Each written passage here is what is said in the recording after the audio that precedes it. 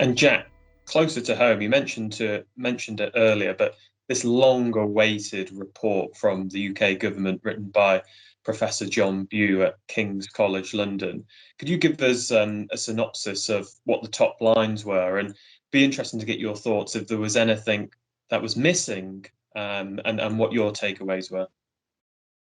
Yeah, so I mean, the thing that jumps off the page immediately is this notion of sovereignty. So I actually did a very quick sort of frequency analysis comparing the Strategic Defence and Security Review of 2015 versus the integrated review.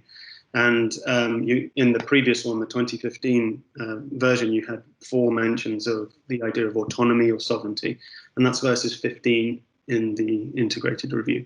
So sovereignty is now the #1 interest. It's ranked #1 in the integrated review. Then you have prosperity, and you also have protection of the people as well.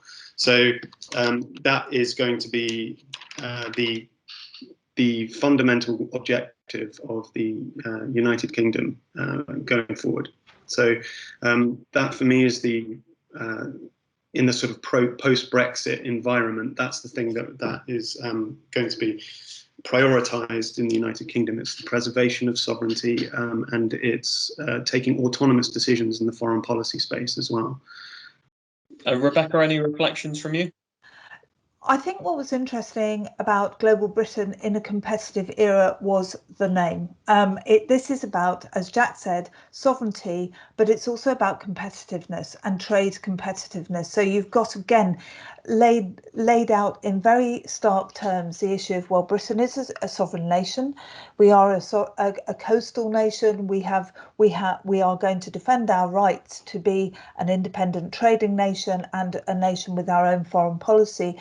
But also this intrinsic conflict now between needing to expand, needing to trade with China in particular, and therefore have a strategy in the Indo Pacific, but also the need to maintain our security. So there is an intrinsic almost not paradox, but a conflict between those two positions. But it's almost an example of the conflict in foreign policy and the conflict in trade policy that the US faces as well. And I think that's the interesting point about it, that there's this kind of dichotomy there.